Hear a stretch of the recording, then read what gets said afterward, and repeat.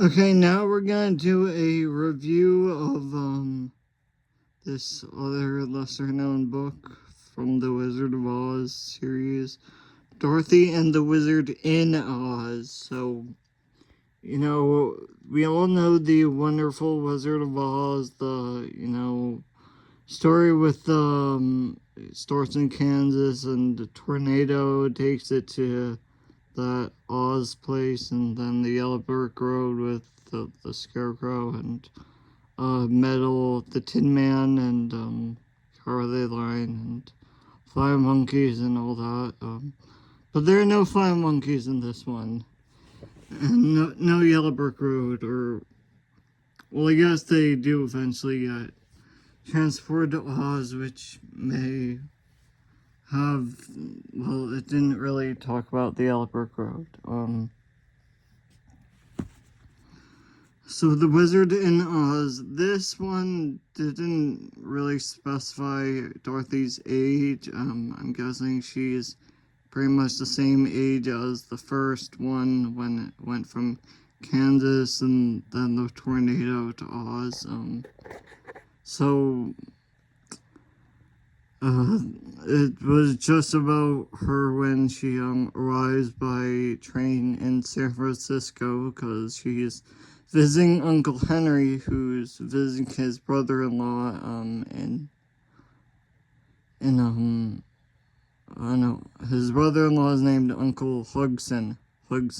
I guess he has a ranch, and yeah, so they go to San Francisco, or at least Dorothy gets there. Gets there by train, and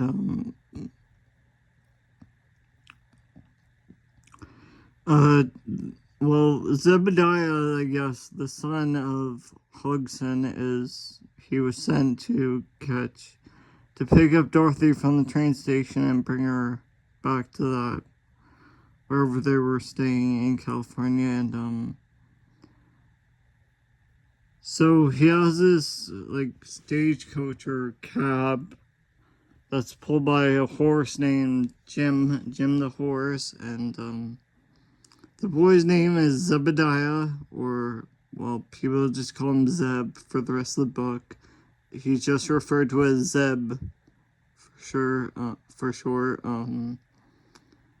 and they make a note that Jim the horse is so thin and scrawny that, you can see his ribs. You could count all the ribs, and, well, Dorothy has a cat this time instead of Toto the dog. She has a cat named Eureka because, whatever, I guess they had a cat, and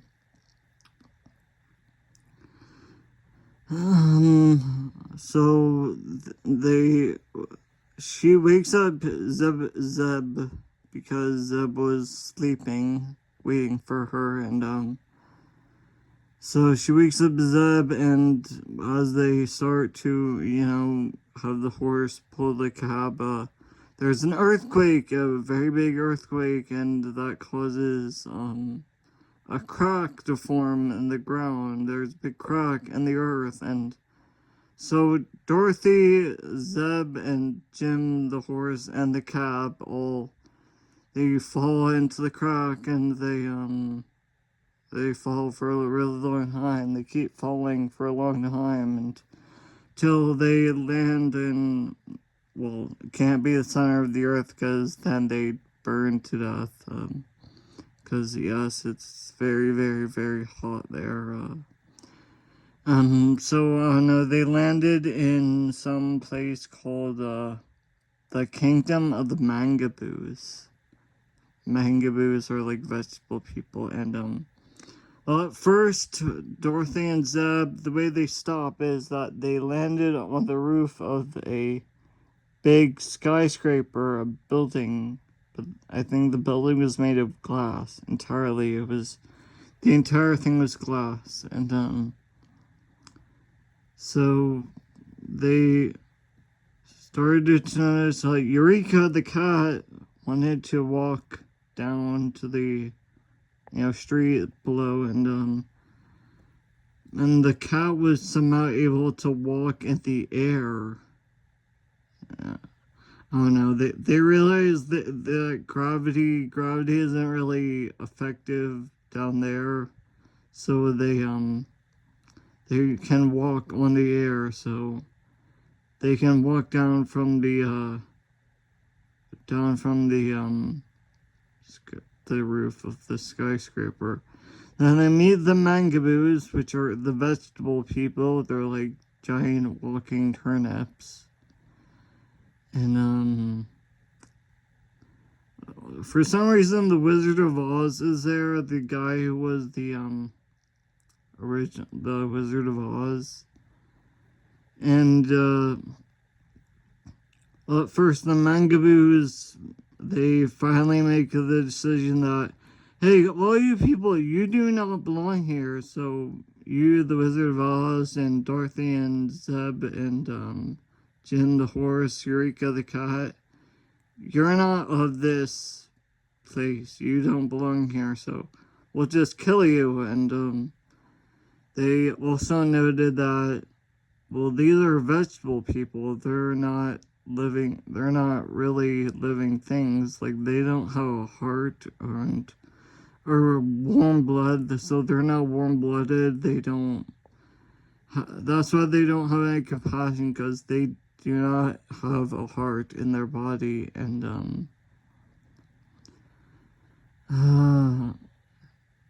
yeah, so they told the people that the mangaboos were gonna put them into the Garden of Twining Vines. Garden of Twining Vines. So, yes, it's just a bunch of vines that they wrap around anything, just any object they really wrap around really, really tightly, and they crush it to death. So, but the Wizard of Oz, he uses one of his swords that I guess he brought stuff with him, like he has a satchel and he has kerosene lamps or oil lamps and matches in his satchel. So he uses his sword to slice their sorcerer in half, because, you know, they have a sorcerer, I guess. Their society has a sorcerer, just like Oz had a wizard. Well, they have a sorcerer, and he slices the sorcerer in half, because I'm not really sure, but so then they need a new sorcerer. The mangaboos need a new sorcerer, and well, first they ask the Wizard of Oz, what can you do? Let's see a trick. Do you know any, like, sorcery or anything like that?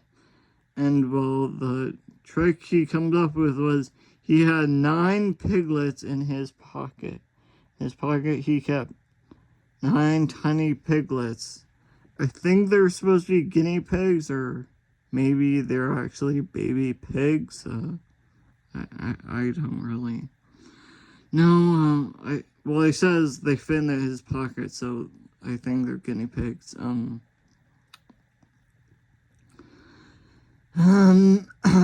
he does a trick where it looks like they're all one guinea pig. Like, I guess he arranges them so it looks like there's only one guinea pig, and then he gently pulls them apart, so makes 2 guinea pigs. It looks like one became 2, and then he pulls apart again, 2 becomes 3, and he keeps doing that until 9. See, 9 pigs and piglets, and then puts them back together to make them 1 again. And the mangaboos were impressed by that, and so they agreed to let the humans live, but the animals we will send to the pit of darkness, this cave in the side of a mountain at the edge of their kingdom, that they thought was just a cave. Like, they thought if they blocked off the entrance and there were people inside, then they would not be able to get out, because both ends would be a dead end, and but they didn't realize it's not a cave, it's a tunnel. So there's another side. It's so deep that there's light at the end of the tunnel, I guess. And so eventually they do make a plan to save Eureka the cat and Jim the horse and the piglet. So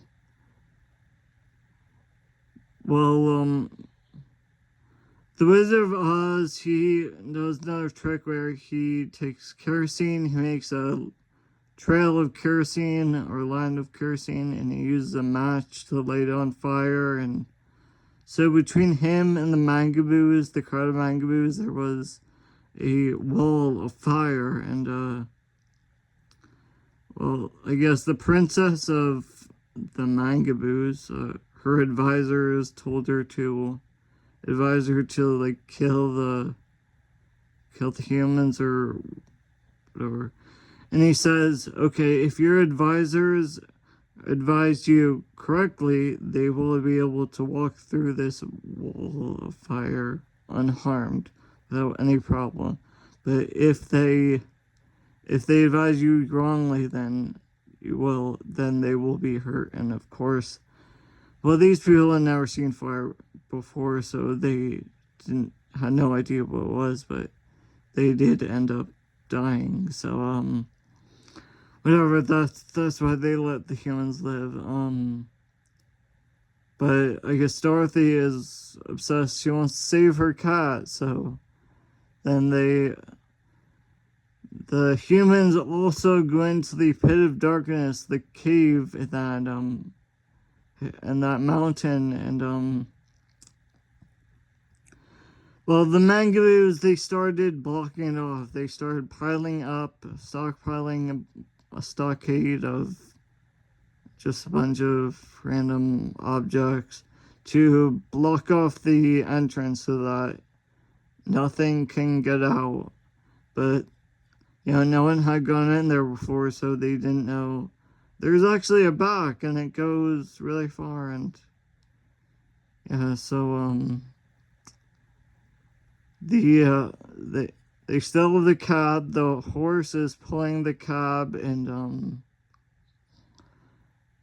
I guess they do eventually meet this tiny man who is like a hermit or looks like a midget, and he tries to sell Dorothy some, I don't know, earrings or skirt. I forgot. He tries to sell stuff, and I think pins for her hair or something. And then they get to the Valley of Voe. The Valley of Voe is the other underworld people, and all those people are invisible. Like, you can't see the people because they're invisible.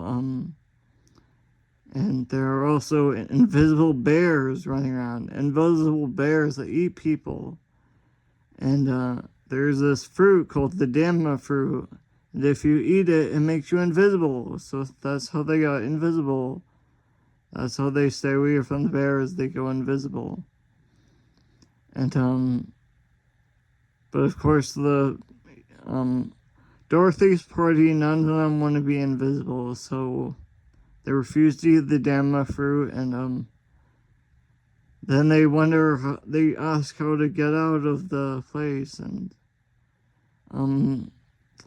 so the invisible people tell them to go to the farthest end, and you'll get to land of the gargoyles if you go up that staircase, up that mountain, the staircase. You'll get to land of the gargoyles. We only know about the gargoyles because our bravest warrior once went up there, and he was so frightened he had to immediately turn back, but he was able to kill some bears. Because, once a thing is killed at the land and the Valley of Voe, it becomes visible. So I guess the invisible bears, as soon as he use a sword or whatever weapon to slice them and kill them, then their body appeared. And, well, the humans ask, well, if we're not going to be invisible, how do we avoid the bears?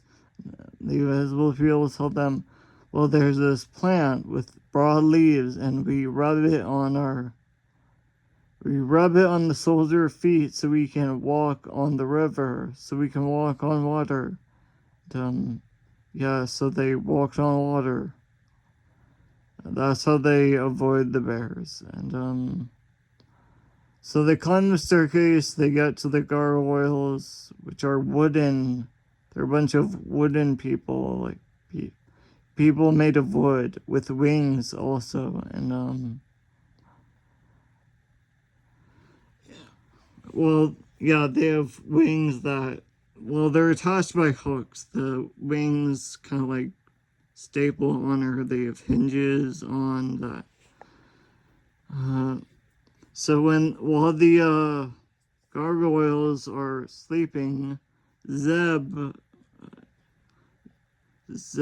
gently climbs down from their prison at the top of the building, and then they grab the wings. They take the wings from them, and they put the wings on like the cab and the horse, and so they fly away to this other cave where it gets really dark and marshy and wet and stuff, and it's so dark they only see eyes. All they can see is, actually it's the cat. The cat can see eyes, because, cats see in the dark way better than most other animals. And so the cat sees these eyes of the dragons. There's the dragons in the cave, but these are younger dragons. And they said, well, their mom is out hunting for them. Before mom left, she tied their tails to these stumps to the back of the cave, so we can't come out until. We would eat you if we, had the ability to come forward and reach you, but our mom tied her tails to a post or whatever, so we didn't get into trouble. So the humans, they start to give up. They lose hope because there's like no way. They don't think there's any way to get out. But Dorothy says, "But I know someone who can get us," and she thinks, "Oh, Ozma, Princess Ozma of Oz.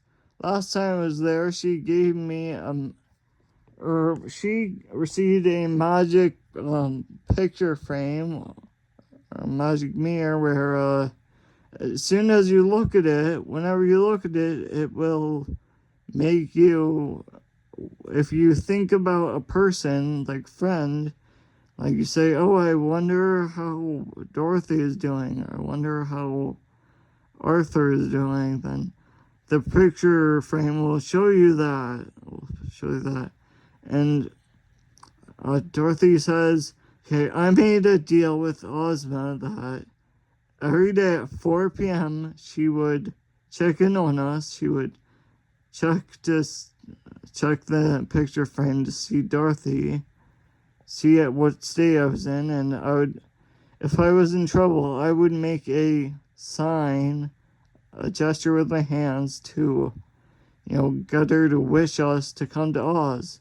Because apparently Ozma also possesses a magic belt, which is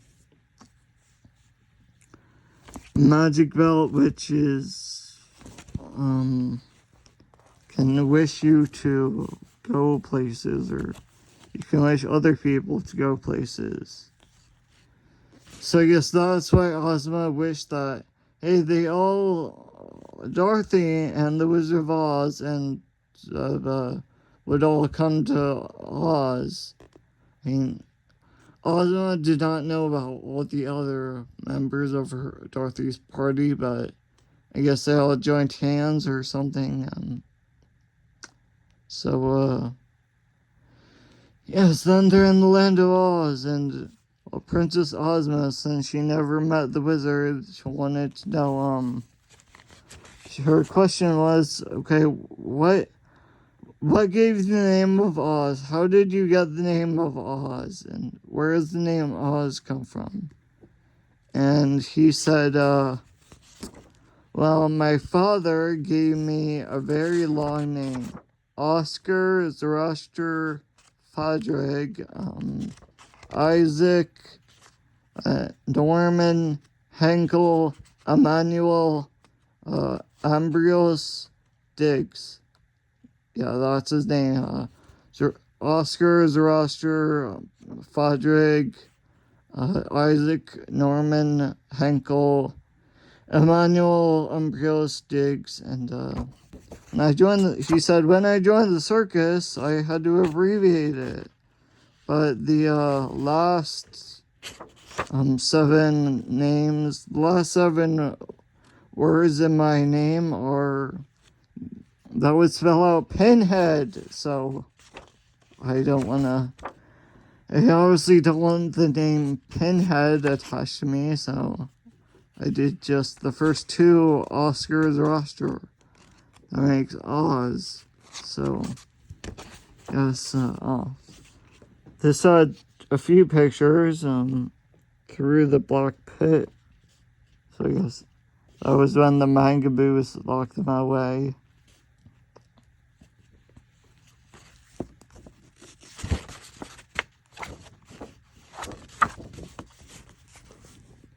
Let's see, this is Horse Buggy and all fell slowly. So that was Earthquake.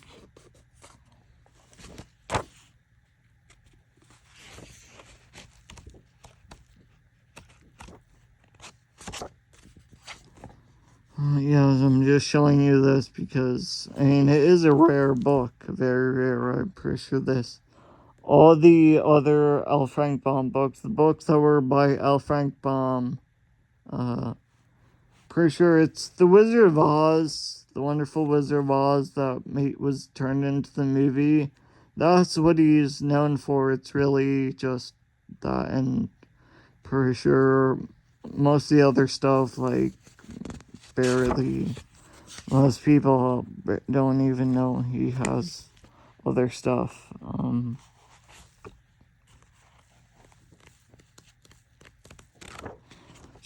Just looking for pictures. Oh, here's one. This is the shot resounded like a clap of thunder. She had revolvers also. Revolvers and that's the Wizard of Oz. So once it gets to the land of Oz, let's see what else happens. Not much, really. I guess they do have an elaborate dinner with the princess where Jim, the horse, has trouble where all the servants, they present him with some very wonderful food, which is, elaborate, which I'm sure a normal human would like if it would something you would get at a very expensive restaurant, but Jim is a horse, so everything he said, no, that's absolutely crazy, or that's just dirt, or whatever, that's disgusting. So he ended up getting oatmeal, which I'm sure is good for a horse, and I guess the Wizard of Oz gets to stay in Oz as the wizard. The only horse in Oz is the sawhorse. Oz does not have any horses. They have a sawhorse, which is, I think, something carpenters use. It's made of wood. It's not a real horse. Like, it's kind of an inanimate object that in that magical place. It is animated because whatever, you can bring puppets to life and stuff. So Jim tries racing the sawhorse. They try to make a race because Jim is very confident that he will be faster than the sawhorse, but I mean, the sawhorse is just like a wooden thing, and the sawhorse says, "Oh, it'd be unfair because I never get tired and you do. I mean, you are a living organism with all the I guess, bodily systems of living things, the respiratory system and cardiovascular system and circulatory system, skeletal system. So you are limited. You are limited. For me, the sawhorse, as being made of wood, I am not. Oh, and there was also a big conflict where the Eureka, the cat, the whole story, she was really telling the Wizard of Oz, "I'd really love to eat one of your piglets." Since the Wizard of Oz had those guinea pigs, the cat Eureka kept saying, "I loved. Can I eat just one, please? Can I eat just one? Please, I'd love to eat one of your piglets." But of course now it was the possession of the Wizard of Oz, not Dorothy. So I don't know. Eureka was not allowed to, and then one of the piglets went missing. See, Ozma, the princess, she wanted to keep a piglet because she thought it would be the perfect pet. It'd be like a lapdog. But since they don't have actual dogs, it would be just charming, enchanting. It would be entertainer, and she put it in her bedroom, but then a servant went to check, and the piglet went missing, and everyone suspected Eureka the cat. You ate the piglet. Everyone thought, "Oh, Eureka, you must be put to death because you ate the piglet." And Eureka ended up in court and telling the story that, I did go into the room to eat the piglet, but then the piglet fell into a vase, into a very tall vase, and the piglet was at the bottom of the vase, and I could not reach it anymore, so no, I did not end up eating it. So, yes, and I guess then Zebediah goes back to the ranch with Hugson, and yeah, that's pretty much the whole story. Now this is valuable information because I'm sure the majority of you will never find this book because it is antique. It's a rare book. Let's see, where was that photograph I just saw?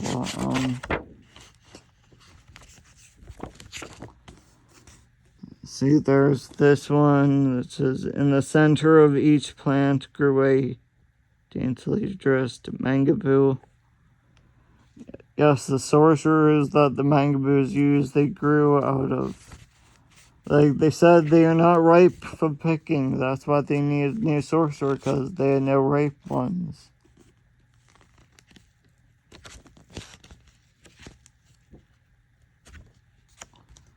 Are there any more photographs?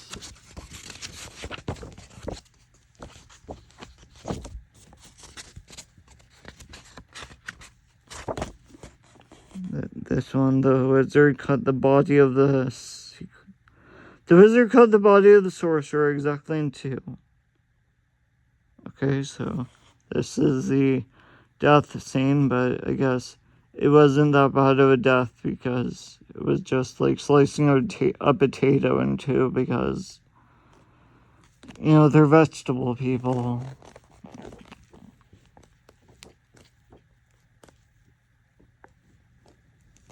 guess that's Dorothy with her cat. Here we go. It's just through the lock pit.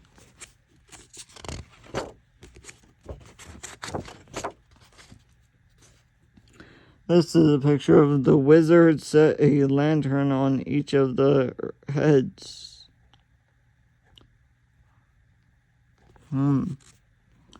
Guess that's in the cave.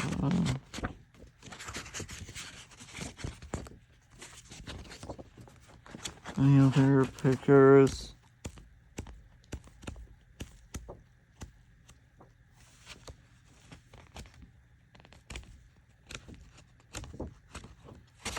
Oh, here it was. Soon they were walking through the air with the kitten frisking beside them. So that's how they walk through the air, because, you know, there wasn't gravity down there. So, that is the book, The Wizard in Oz. I enjoyed reading it. I guess just continuing the whole Oz craze, because this is a rare book, antique, and that's why I want to share it with you, because I'm sure you'd never. It's hard to find. Thanks for watching, and yeah, thanks.